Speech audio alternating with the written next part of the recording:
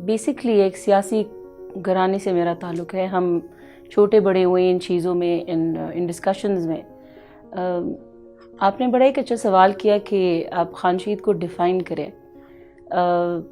میں خود کو کیپیبل نہیں سمجھتی, یا میں خود کو اس کیلیبر کی نہیں سمجھتی کہ میں ان کو ڈیفائن کر سکوں. لیکن ایک لیڈر ہونے کے جب اگر ان کے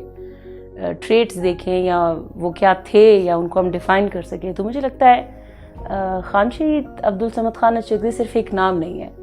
یہ ایک سوچ ہے, ایک فکر ہے جو آج کل کے نوجوانوں میں, چاہے وہ پشتون ہوں چاہے وہ ہمارے بلوچ بھائی ہوں, ان میں مجھے دیکھنے کو ملتی ہے.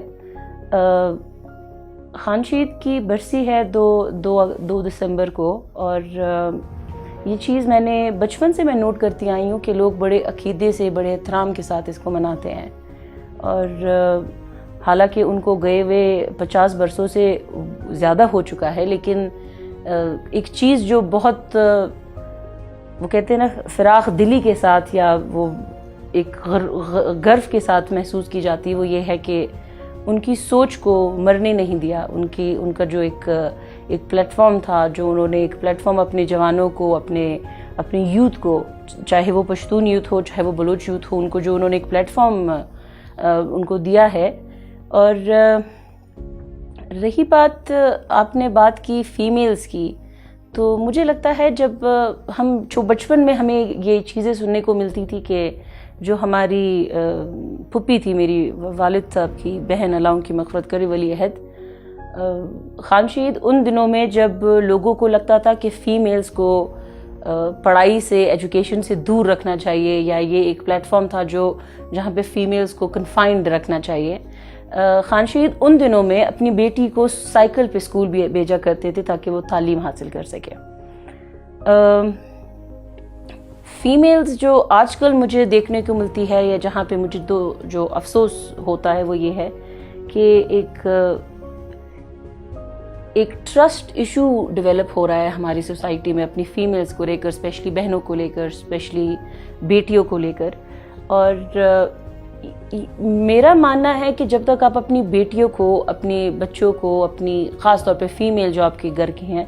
ان کو اگر آپ ایک پلیٹ فارم نہیں پرووائڈ کرتے, وہ آگے نہیں بڑھ سکتا. اور جیسے کہ آپ کو ابھی افغانستان کی سچویشن آپ کے سامنے ہے, 1100 سے اوپر دن ہو گئے کہ ہماری فیمیل ایجوکیشن ہماری بہنوں کی بند ہے. اور یہ چیز ایک سوسائٹی پر بہت بڑا امپیکٹ چھوڑتا ہے. یہ چیز ایک بہت نیگیٹو امپیکٹ چھوڑ رہا ہے, چاہے وہ افغانستان کا پرسپیکٹو ہے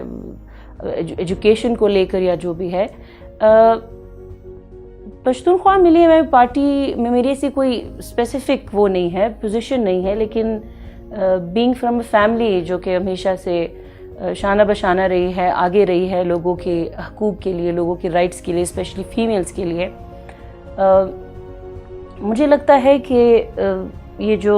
میرے والد صاحب کا جو مجھ پر یقین ہے, یا جو